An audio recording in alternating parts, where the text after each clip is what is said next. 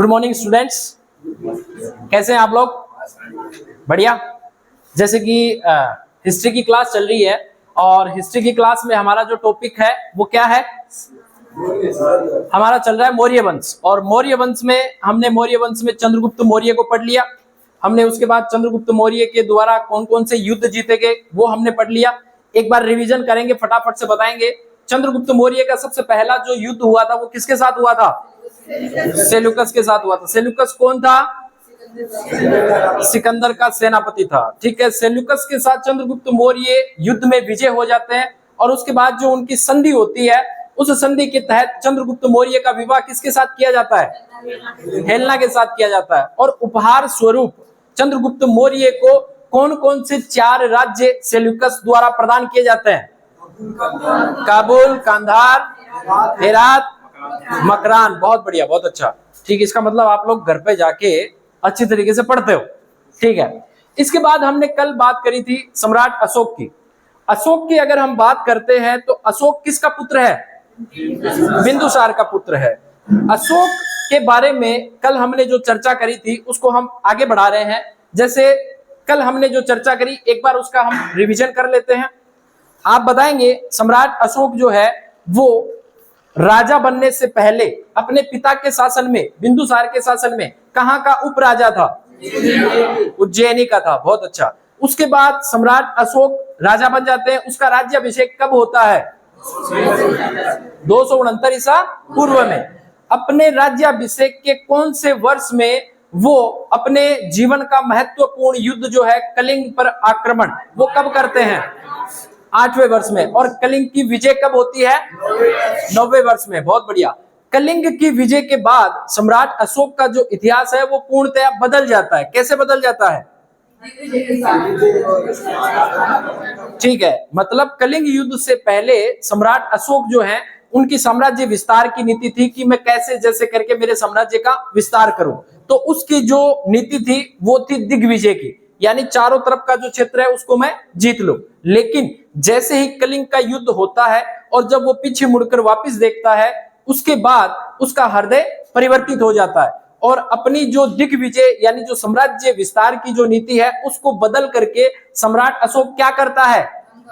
धम्म का प्रचार प्रसार करने लग जाता है। ठीक है, हमने कल बात करी कि धम्म का प्रचार प्रसार सम्राट अशोक कैसे करते हैं, किन किन माध्यम से वो धम्म का प्रचार प्रसार करते हैं?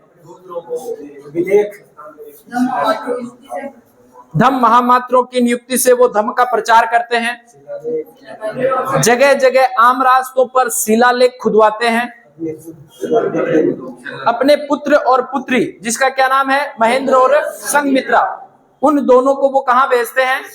श्रीलंका। किस लिए? धम्म का प्रचार प्रसार करने के लिए। ठीक है, इसके अलावा खुद सम्राट अशोक जो है वो तीर्थ यात्राएं करते हैं और उनसे डायरेक्टली प्रश्न पूछा जाता है कि सम्राट अशोक की सर्वप्रथम तीर्थ यात्रा किस स्थल की जाती है?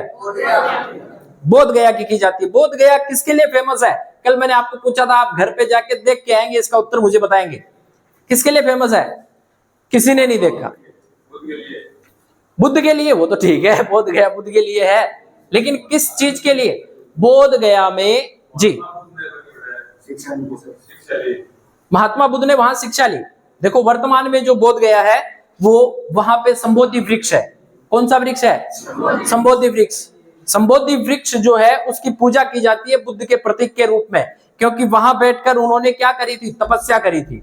ठीक है, और वहीं से उन्हें ज्ञान प्राप्त हुआ था। उसके बाद वो गौतम बुद्ध से महात्मा बुद्ध कहलाए थे। तो आज उस वट वृक्ष की वो पूजा की जाती है, इसलिए बोध गया का प्रसिद्ध है। ठीक है, इसके अलावा अशोक ने अपने राज्याभिषेक के 20वें वर्ष में कौन से स्थान की यात्रा की?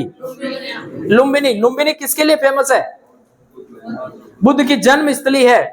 ठीक है, इसके अलावा अशोक ने बौद्ध धर्म के प्रचार प्रसार के लिए कुछ गुफाओं का निर्माण करवाया था। कहां करवाया था? महाराष्ट्र से फिर हाँ, ठीक है। इसके अलावा एक प्रश्न और है, सम्राट अशोक के काल में बौद्ध धर्म किन 2 रूपों में हमें दिखाई देता है? उपासक और भिक्षु के रूप में। उपासक कौन होते थे? उपासक वो होते थे जो गृहस्थ जीवन जीते हुए बौद्ध धर्म का नियमों का पालन करते थे। और भिक्षु कौन होते थे?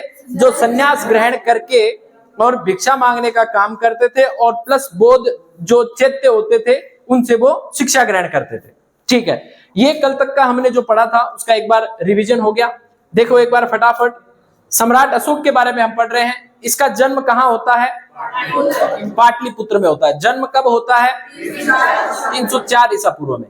शासन जो है इनका कब से कब तक रहता है? 269 ईसा पूर्व से 232। काफी किताबों में 232 मिलता है, कुछ किताबों में 236 मिलता है। ये एक विवाद की तिथि है।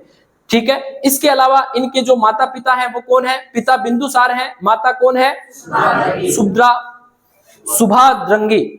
अशोक अपने पिता बिंदुसार के समय कहाँ का वायसराय था? उज्जैनी का।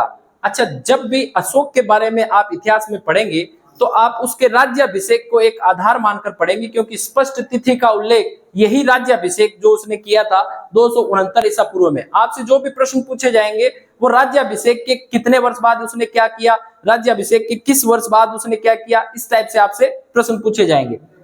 अशोक को अभिलेखों में क्या कहा गया है? देवनाम प्रिय कहा गया है।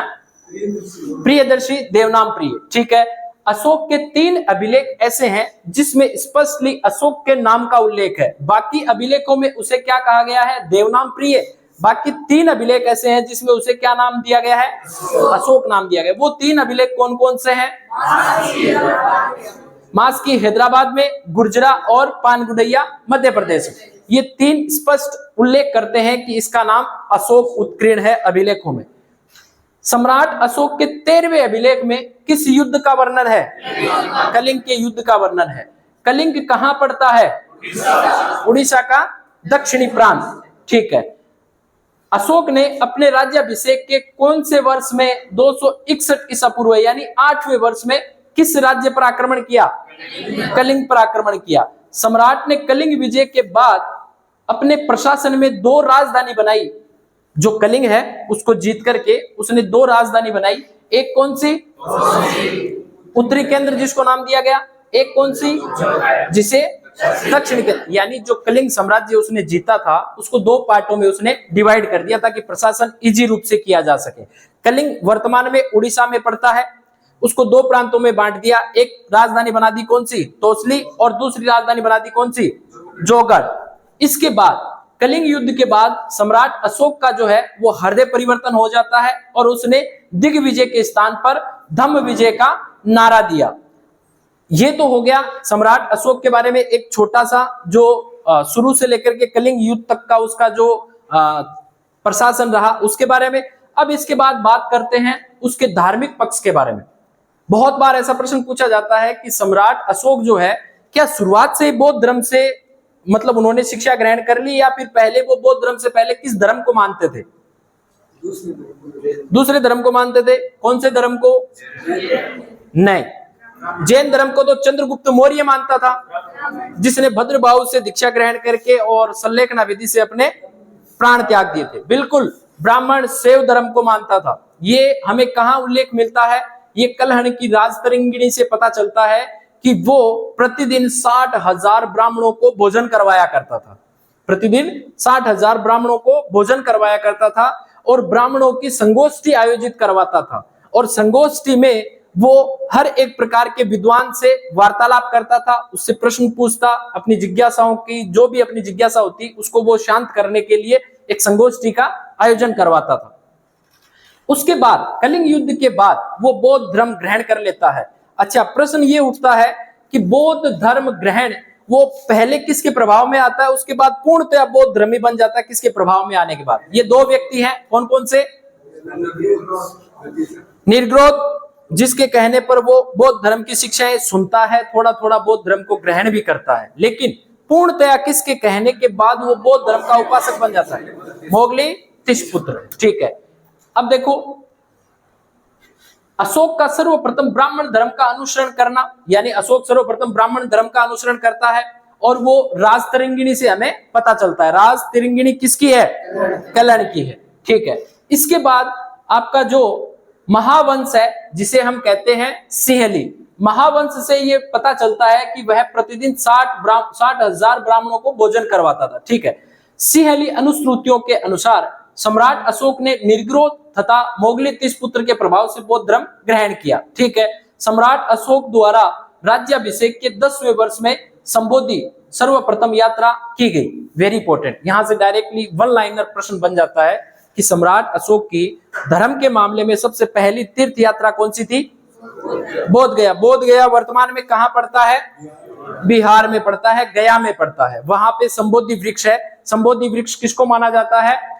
पीपल के वृक्ष को। बौद्ध धर्म में पीपल का वृक्ष जो है बहुत पूजनीय है। वहां बैठकर ही उसने ज्ञान की प्राप्ति करी थी।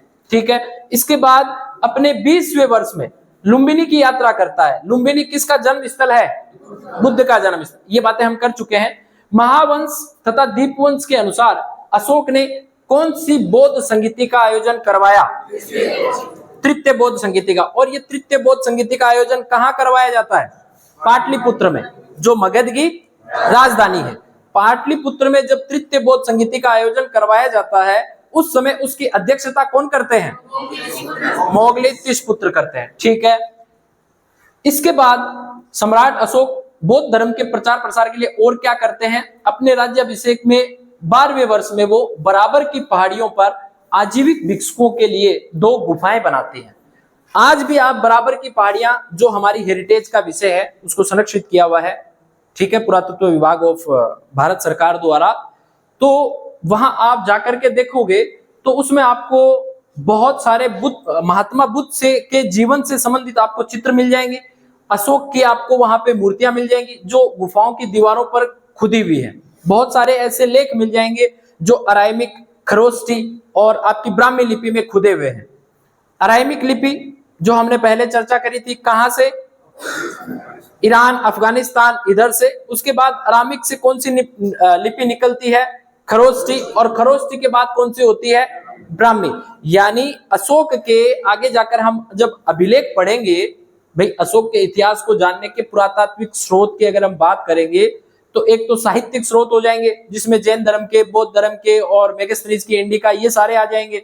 इसके अलावा हम साहित्यिक स्रोतों के अलावा पुरातात्विक स्रोतों की बात करेंगे तो उसमें अभिलेख आ जाएंगे। किसके? अशोक के। तो उनके बारे में सीधा सीधा पूछा जाता है कि सम्राट अशोक के जो अभिलेख हैं वो किन किन लिपियों में खुदे हुए मिले हैं। तो आ जाएगा अराइमिक लिपि, खरोष्टी लिपि और ब्राह्मी लिपि। अब यहां से एक प्रश्न ये बनता है कि सम्राट अशोक के कौन से 2 अभिलेख जो हमें भारत से, जो वर्तमान का भारत है, इससे बाहर मिलते हैं? कौन कौन से मिलते हैं? चर्चा कर चुके हम। अराइमिक तो लिपि है, भूल गए? शहबाजगढ़ी। और दूसरा मानसेहरा, दोनों पाकिस्तान के पेशावर और हजारा जिले में है, हमने चर्चा करी थी। ये दोनों के दोनों अभिलेख जो है वो किस लिपि में है? अराइमिक लिपि में है। अराइमिक लिपि से कौन सी लिपि निकली है? खरोष्टी। तो ये अराइमिक और खरोष्टी, इन 2 को तो वहां करो। बाकी जितने भी बृहत अभिलेख हो, चाहे लघु शिलालेख हो, चाहे स्तंभ लेख हो, ये अधिकतर किस लिपि में है? ब्राह्मी लिपि में है। ठीक है। देखो, अपने धार्मिक प्रचार प्रसार के लिए अशोक ने क्या किया? धम्म का नारा दिया और 7वें स्तंभ लेख में धम्म के गुणों का वर्णन भी किया। अशोक ने अपने पुत्र महेंद्र तथा पुत्री संघमित्रा को बौद्ध धर्म का प्रचार करने के लिए विदेशों में भेजा। विदेशों इन द सेंस कहां भेजा? श्रीलंका में। और ऐसा कहा जाता है, बहुत सारे इतिहासकार हैं, उनका ऐसा मानना है कि महेंद्र ने राजपाट की तरफ ध्यान नहीं दिया और पूर्णतः बौद्ध धर्म में वो इतना ज्यादा उसने शिक्षाएं ग्रहण कर ली थी कि वो श्रीलंका के राजा जो तिस हैं उनको भी बौद्ध धर्मावलंबी बना देता है अपने प्रभाव से। वो बौद्ध धर्म ग्रहण करके और श्रीलंका में बौद्ध धर्म को राज्य श्रेय का दर्जा प्रदान कर देते हैं। आज भी आप जाओगे तो श्रीलंका में अधिक बौद्धिस्ट मिलेंगे आपको। ठीक है, मिलते हैं ना। तो ये उस महेंद्र का प्रभाव था। हमने इस बारे में चर्चा कर ली कि अशोक के समय में बौद्ध धर्म कितने रूपों में विभक्त था? 2 रूपों में। एक कौन सा? उपासक बौद्ध। दूसरा कौन सा? भिक्षु बौद्ध। उपासक बौद्ध कौन होते थे? जो गृहस्थ जीवन में रहकर बौद्ध धर्म का पालन करते थे। और भिक्षु बौद्ध कौन होते थे? जो संन्यास ग्रहण करके और भिक्षा मांगने जाते थे और फिर कहां रहते थे? गुफाओं में रहते थे। गुफाएं कितने प्रकार की होती थी? 2 प्रकार की होती थी। एक गुफा ऐसी जिसमें चैत्य होता था, एक गुफा ऐसी जिसमें विहार होता था। चैत्य में जो रहते थे वो कौन होते थे? वो गहन चिंतन करने वाले होते थे। और जो विहार में रहते थे वो कौन होते थे? भिक्षु होते थे। ठीक है, इसके अलावा अब हम बात करते हैं सम्राट अशोक के अभिलेख की। देखो, जब भी अभिलेखों की बात होती है तो सम्राट अशोक के अभिलेख कितने प्रकार के हैं? 3 प्रकार के हैं। पहला अभिलेख कौन सा? वृहत शिलालेख, यानी बहुत बड़ी बड़ी शिलाओं पर खुदे हुए लेख, जिन्हें कहते हैं वृहत शिलालेख। ऐसे पूरे भारत में 14 ऐसी जगह चिन्हित की गई हैं जहां से ये मिले हैं। कितने वृहत अभिलेख? 14 वृहत अभिलेख, जिसमें आपका शहबाजगढ़ी का भी आ जाएगा, जिसमें आपका मानसहरा का भी आ जाएगा, जिसमें आपका गिरनार पर्वत भी आ जाएगा, जिसमें आपका धौली, जौगढ़, एररगुड़ी, आपके ये सारे अभिलेख आ जाएंगे। ठीक है, तो एक अभिलेख हो गया कौन सा? वृहत शिलालेख। दूसरा अभिलेख कौन सा हो गया? स्तंभ लेख। स्तंभ लेख यानी स्तंभ का मतलब क्या होता है? खंबा। एक आपका पत्थर का, जिसे पाषाण कहते हैं, पत्थर का पोलिसदार बिल्कुल खंबा लिया और उस खंबे के ऊपर अराइमिक लिपि हो, चाहे खरोष्टी लिपि हो, चाहे ब्राह्मी लिपि हो, उसमें अशोक ने अपने राज्य के अंदर क्या आदेश दिए, कैसा वो शासन करता है, उन चीजों की उसने खुदवाई करवाई उसके ऊपर। ठीक है, वो हो गए स्तंभ लेख। ऐसे स्तंभ लेख भारत में कितनी जगहों पर मिले हैं?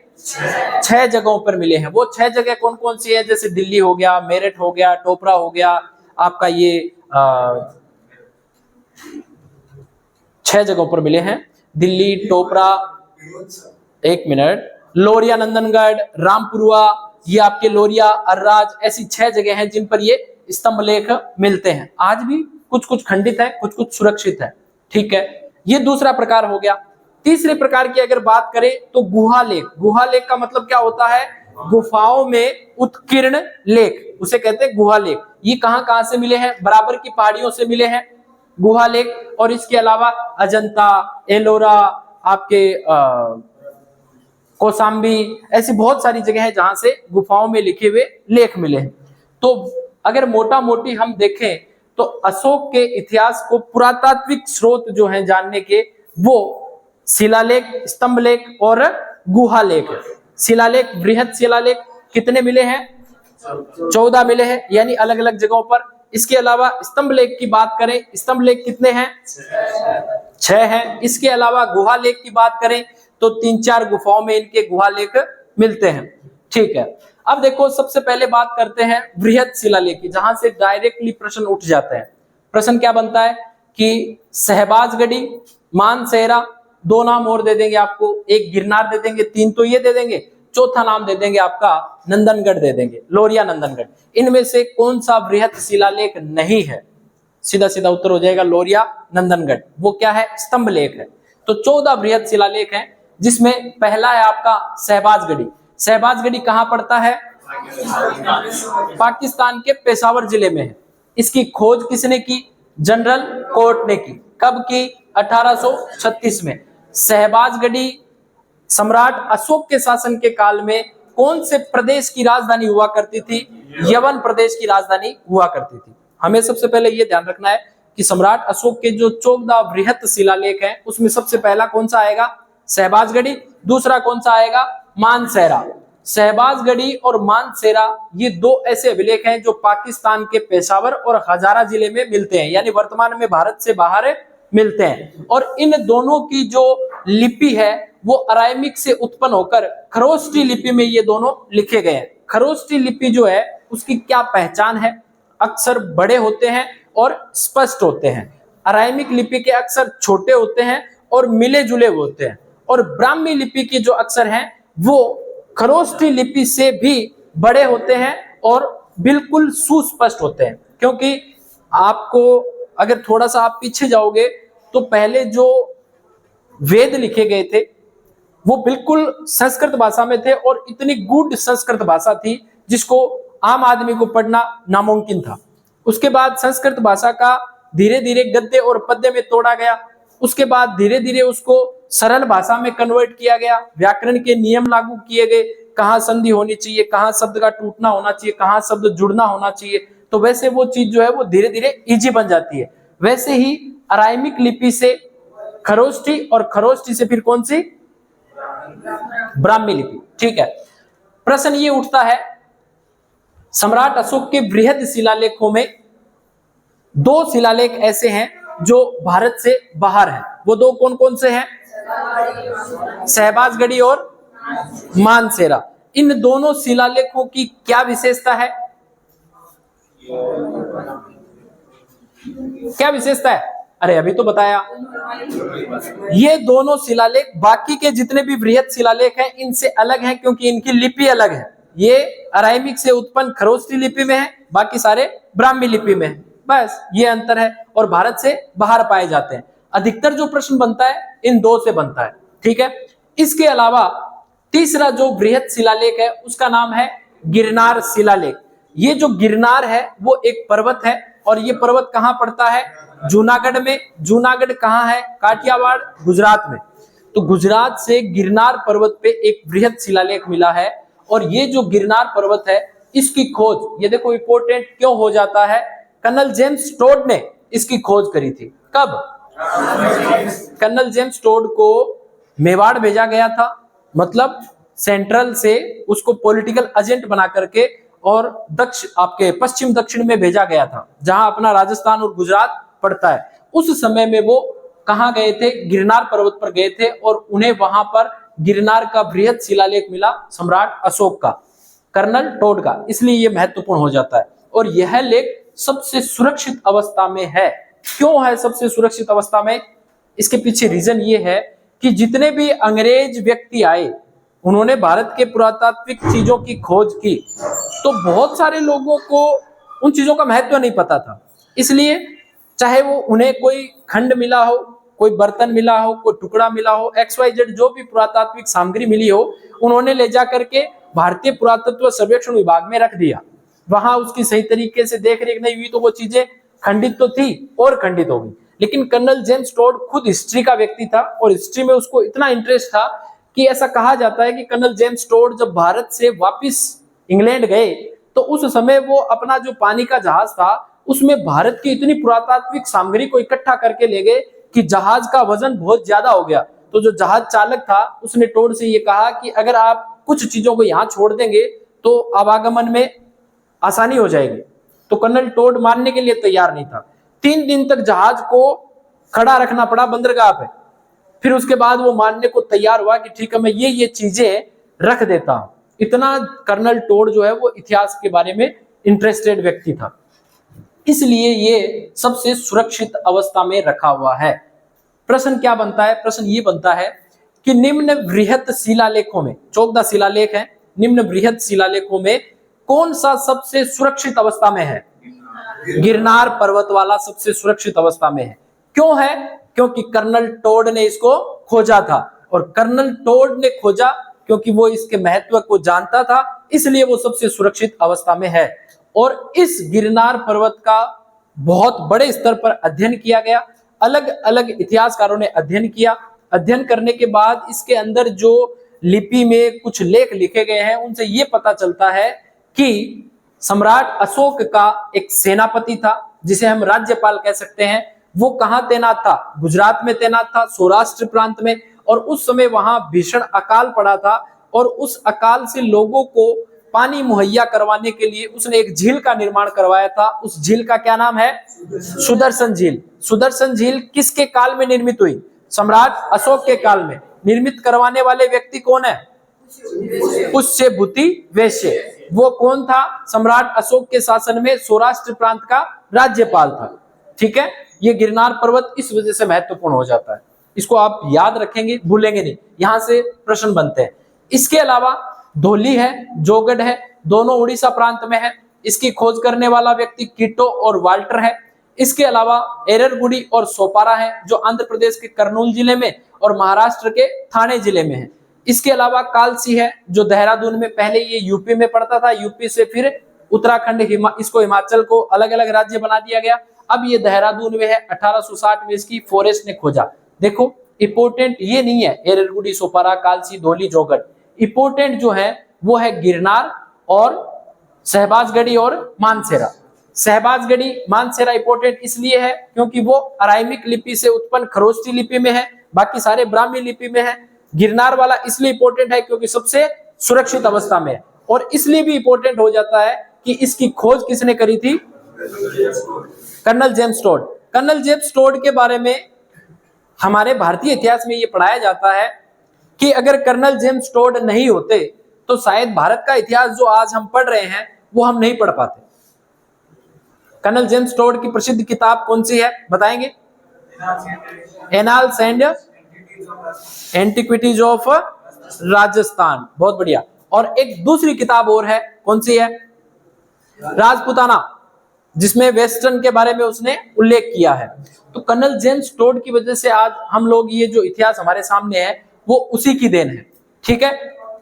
वृहत शिलालेख चोगदा, जिसके बारे में दो, शहबाजगढ़ी और मानसेरा क्यों इंपॉर्टेंट है, इसके अलावा गिरनार क्यों इंपॉर्टेंट है। बाकी ये जो है ये इतने इंपॉर्टेंट नहीं है, यहां से प्रश्न नहीं बनते। हाँ, बड़े एग्जामों में प्रश्न जरूर बनते हैं। उसके बाद अशोक के शिलालेखों में वृहत शिलालेख के बाद कौन सा लेख आता है? स्तंभ लेख।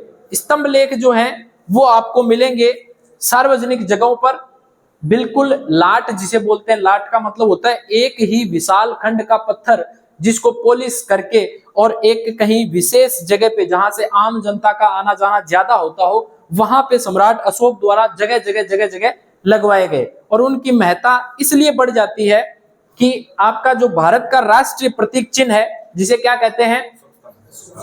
अशोक स्तंभ। ये कहां से मिला है? अरे सारनाथ से नहीं मिला क्या? सारनाथ से जो अशोक का स्तंभ मिला, स्तंभ, अब देखो आप नाम पकड़ेंगे, स्तंभ हमारा जो राष्ट्रीय प्रतीक है वो ही एक प्रकार का स्तंभ लेख था, ठीक है। वो इसलिए महत्वपूर्ण है क्योंकि अगर आप थोड़ा बहुत आगे जाकर के देखेंगे, टोपरा का स्तंभ लेख और इसके अलावा प्रयाग का स्तंभ लेख, ये दोनों बहुत महत्वपूर्ण है। इसलिए महत्वपूर्ण है कि फिरोज शाह तुगलक ने टोपरा का जो स्तंभ लेख था उसको वहां से उठा करके और फिरोज शाह कोटला जो गढ़ है वहां स्थापित करवाया था। आज भी आप जाकर के टोपरा स्तंभ को देख सकते हैं।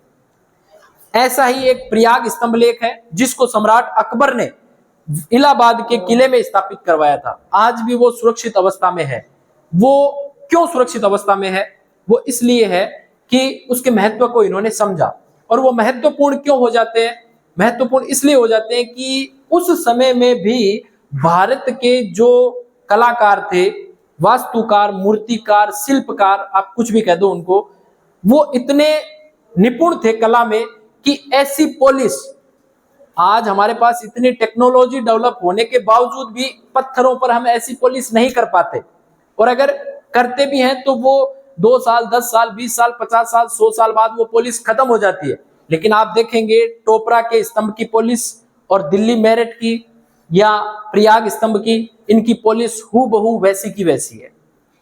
इस वजह से वो महत्वपूर्ण है, ठीक है। तो बात करते हैं टोपरा स्तंभ लेख। ये जो स्तंभ लेख है वो कितनी जगह पर है? 6 जगहों पर। वृहत शिलालेख कितनी जगहों पर? 14 जगहों पर।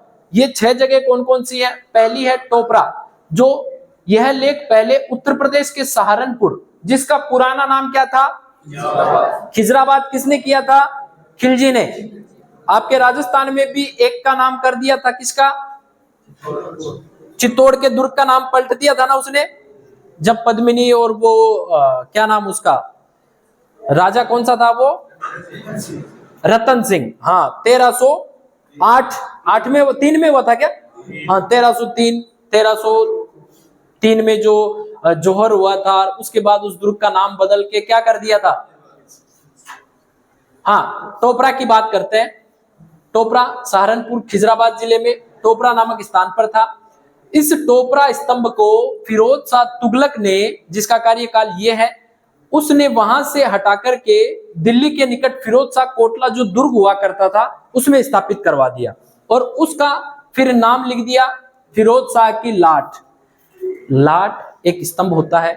फिरोज शाह की लाट उसे क्यों कहा जाता था? इसलिए कहा जाता था कि फिरोज शाह के काल में कोई भी फरियादी अगर कोई न्याय की उम्मीद लेने के लिए आता था, इस लाट के ऊपर एक जंजीर बंधी होती थी, घंटा बंधा होता था, उस जंजीर को, घंटे को वो बजाता था, ठीक है। बजाने के बाद अंदर तक आवाज आती थी गढ़ के अंदर, वहां से सुल्तान राजा जो होता था वो उस फरियादी की फरियाद सुनने के लिए आता था, ठीक है, और वो एक न्याय का प्रतीक भी था, इसलिए इसे फिरोज शाह की लाट कहा जाता है, दिल्ली शिवालिका की लाट कहा जाता है।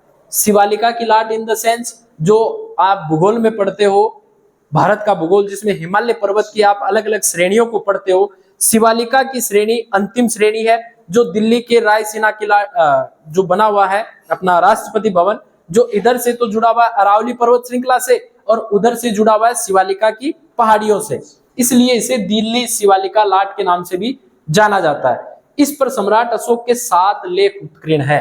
आपको केवल इतना ध्यान रखना है, प्रश्न क्या आएगा कि फिरोज शाह तुगलक ने निम्न में से किसको कहां से उठाकर कहां स्थापित किया, तो ये अशोक का टोपरा स्तंभ लेख है, जिसको सहारनपुर से उठा करके और फिरोज शाह कोटला गढ़ में स्थापित किया।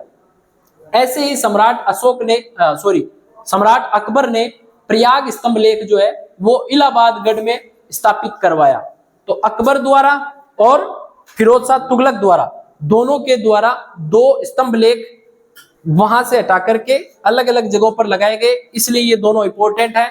और स्तंभ लेख जो है वो विशेषता उनकी क्या है कि उनकी चमकदार पॉलिश प्लस एक ही विशाल खंड पत्थर पर, यानी एक ही पत्थर पर इतने जबरदस्त तरीके से उकेरे गए लेख हैं। इसके अलावा 2 तो वो महत्वपूर्ण हो गए, इसके अलावा 4 ये हैं, लोरिया नंदनगढ़, रामपुरवा और दिल्ली। इसमें से 3 तो चंपारण बिहार में है। इसका मतलब ये है कि बिहार में सर्वाधिक स्तंभ लेख मिलते हैं। 6 में से 3 कहां मिलते हैं? बिहार में मिलते हैं, बाकी दिल्ली मेरठ का है। तो ये हो गया स्तंभ लेख। अब बात करते हैं गुहा लेख की। कहां पर?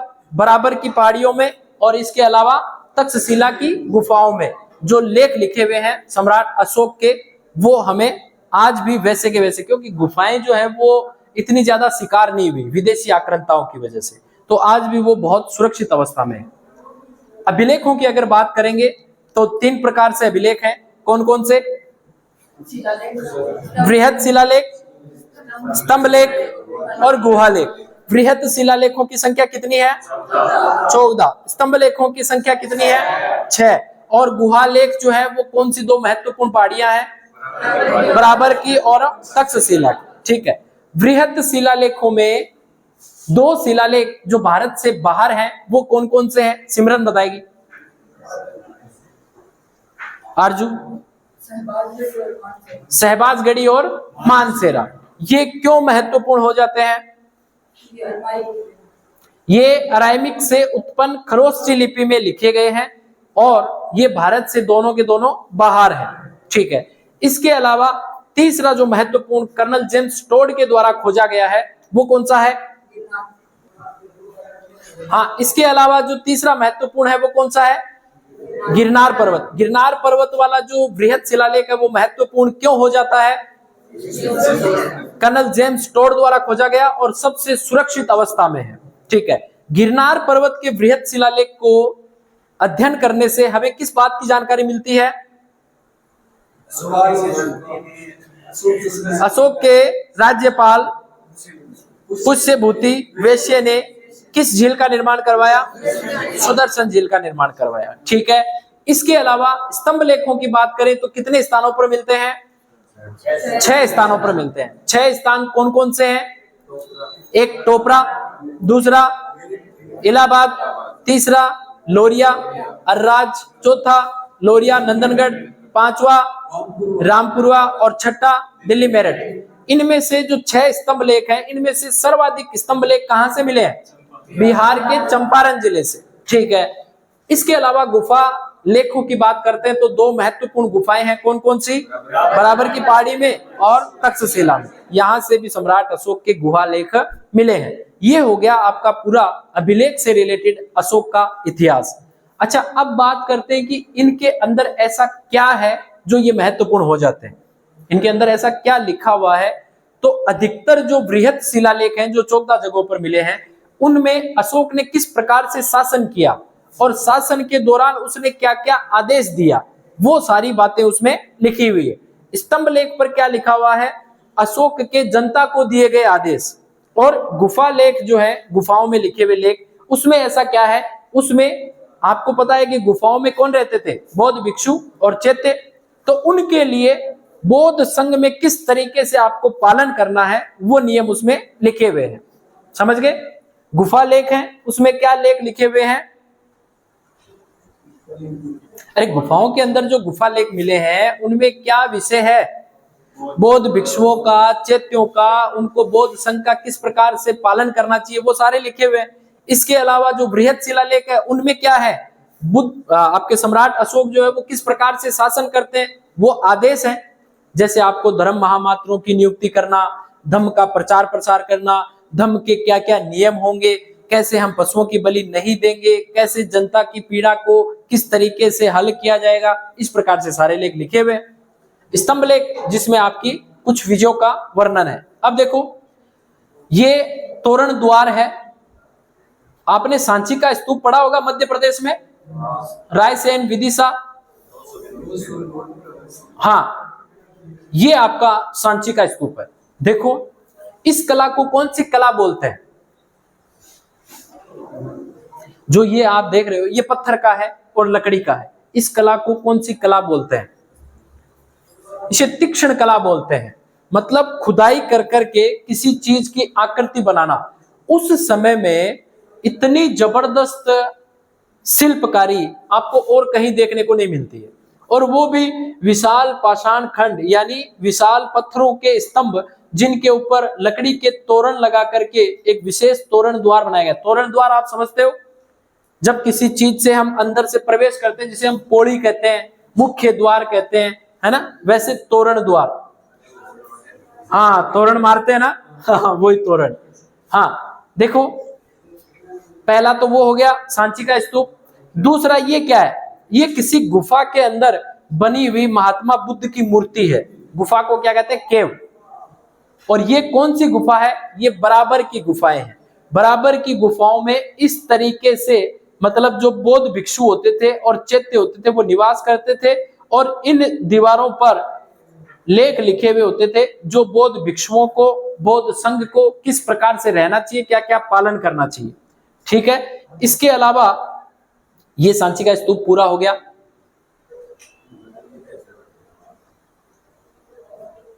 ये देखो, ये बहुत इंपॉर्टेंट है। ये बिहार संग्रहालय से लिया गया चित्र है, यानी ऐसी साइट जो सम्राट अशोक के काल में महत्वपूर्ण है। इसमें देखो शहबाजगढ़ी आ गया। शहबाजगढ़ी क्यों फेमस है?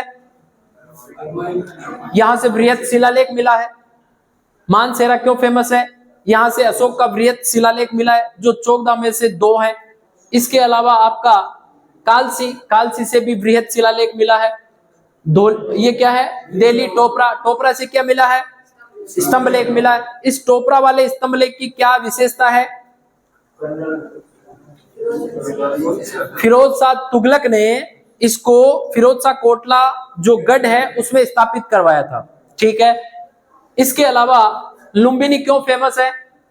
लुम्बिनी में सम्राट अशोक अपने राज्याभिषेक के 20वें वर्ष में यात्रा करता है।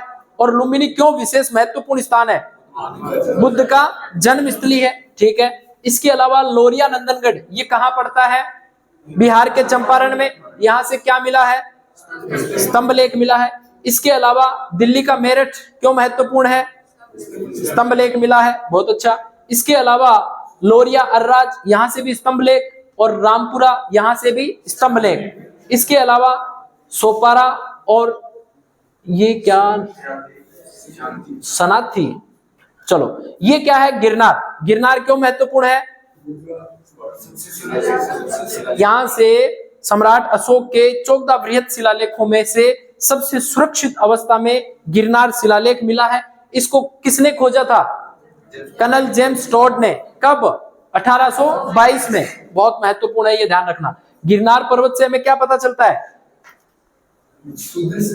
सुदर्शन झील का निर्माण किसने करवाया? ठीक है, कौन था वो? बहुत बढ़िया। इसके अलावा जोगढ़ हो गया, धौली हो गया, एररगुड़ी हो गया। ठीक है, ये जितने भी स्थल हैं वो सम्राट अशोक के काल में बहुत महत्वपूर्ण है। अब देखो, मौर्य वंश की हम जब बात करते हैं, सबसे पहले हमने चंद्रगुप्त मौर्य को देखा। चंद्रगुप्त मौर्य को पढ़ा हमने।